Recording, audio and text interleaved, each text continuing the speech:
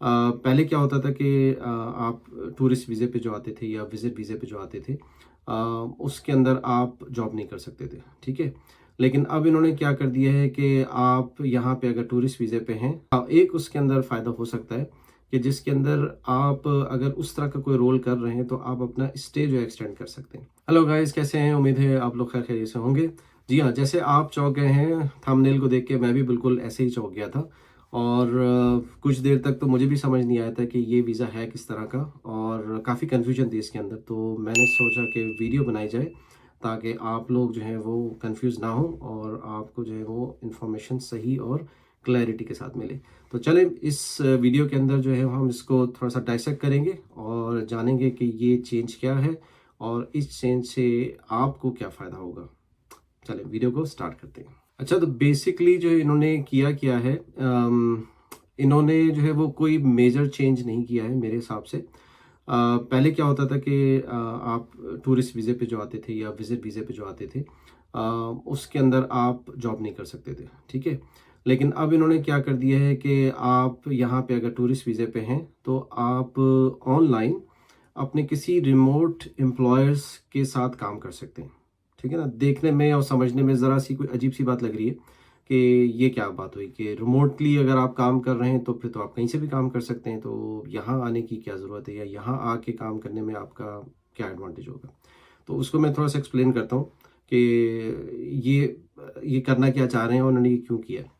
असल में बहुत सारे जो दूसरे डेवलपिंग यानी कि डेवलप कंट्रीज़ हैं, उन्होंने ये ईज़ दी हुई है बहुत सारे अपने विजिटर्स को कि आप यहाँ पे आएँ और यहाँ पे आके आप जो है वो ऑनलाइन काम करें या ऑनलाइन बहुत सारे जो एम्प्लॉयज़ हैं उनको सर्विसेज प्रोवाइड करें।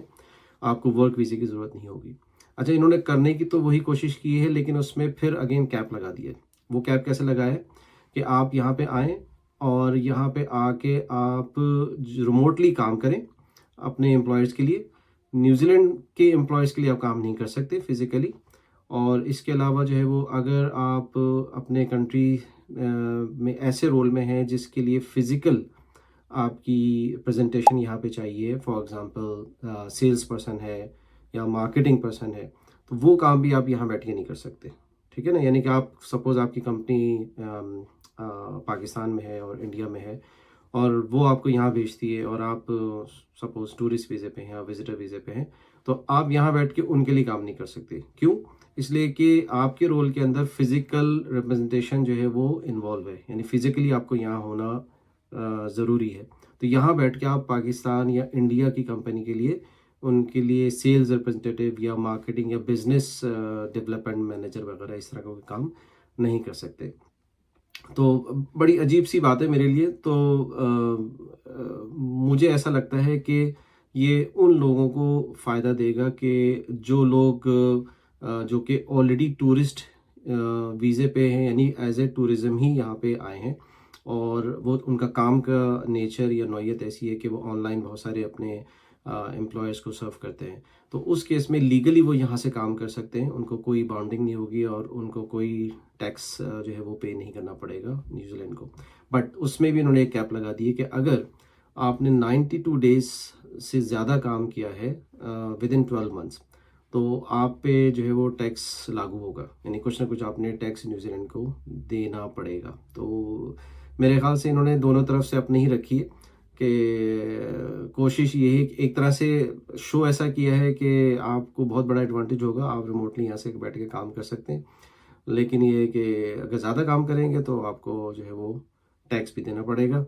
और दूसरा है कि न्यूजीलैंड में रहते हुए यहाँ के एम्प्लॉयर्स के लिए आप काम नहीं कर सकते, या कोई ऐसा काम जो कि यहाँ पे फिज़िकली रह के आपको लोकल एम्प्लॉयर्स के लिए नहीं काम कर सकते, यानी कि उनकी बिज़नेस प्रमोशन या जिस ऐसा रोल जिसके अंदर आपकी फ़िज़िकल रिक्वायरमेंट है, तो वो काम भी आप नहीं कर सकते। तो अब आप लोग खुद डिसाइड करें कि ये जो है वो चेंज आप लोगों के लिए जो है फ़ायदेमंद है या नहीं है। बाकी ये कि बहुत लेटेस्ट अपडेट है 27 जनवरी की, और ये जो इम्प्लीमेंट हो जाएगा वो 3 फरवरी से हो जाएगा, यानी 3 फरवरी से जो भी टूरिस्ट वीज़े अप्लाई होंगे तो उसके अंदर ये चेंज है वो इम्प्लीमेंट होगी। تو عجیب میں تو یہ سمجھتا ہوں کہ یہ یورپین جو کے سٹیزنس ہیں یا جو ٹورسٹ ہیں یورپین کنٹریز کے، امریکہ کینیڈا کے، تو ان کے لیے زیادہ فائدہ مند ہوگا. انڈیا پاکستان والوں کے لیے تو اتنا نہیں ہوگا. ہاں، ایک اس کے اندر فائدہ ہو سکتا ہے کہ جس کے اندر آپ اگر اس طرح کا کوئی رول کر رہے ہیں تو آپ اپنا اسٹے جو ایکسٹینڈ کر سکتے ہیں، اور اس اسٹے ایکسٹینڈ کے اندر جو ہے وہ آپ یہاں پہ کوئی اور اپورچونیٹی جو ہے وہ فائنڈ کر سکتے ہیں. تو اگر وہ اپورچونیٹی آپ کو مل جاتی ہے تو اس کیس میں آپ کو فائدہ ہوگا کہ آپ اپنا آن لائن جو ہے وہ یہاں سے کام جاری رکھیں، ریموٹلی جو بھی آپ سروسز دیتے ہیں اپنے اوورسیز امپلائیز کو، اور یہاں بیٹھ کے کوئی اور آپ کام کرنا چاہیں تو ایٹ لیسٹ جیسے کہ ٹورسٹ ویزا نارملی 3 منتھس کا اگر آپ کو ملتا ہے یا 4 منتھس کا، تو اس کیس میں جو ہے وہ اگر آپ سائٹ میں یہ کام بھی کر رہے ہیں تو وہ آپ یعنی کہ ویلڈ ایلیجیبل ہو جاتے کہ آپ اپنے اسٹے کو بڑھا سکتے ہیں. تو اس کے علاوہ مجھے اور تو کوئی فائدہ نظر نہیں آ رہا اس چینج کے اندر. باقی آپ لوگ جو ہے وہ کمنٹس کے اندر سیکشن میں مجھے بتائیں کہ اور کوئی ایسی چیز ہو سکتی ہے یا کوئی چیز میں مس کر گیا ہوں اس چینج کے اندر. اور آئی ڈونٹ تھنک سو کہ ان کو بھی کوئی بہت زیادہ فائدہ ہوگا.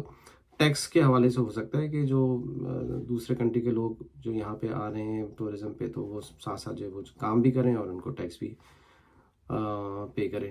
تو ایسے لگ رہی کہ یہ چینج انہوں نے اپنے لیے کی ہے، لوگوں کے لیے تو especially South East Asian countries کے لوگوں کے لیے تو کوئی ایسا مجھے فائدہ نظر نہیں آ رہا ہے.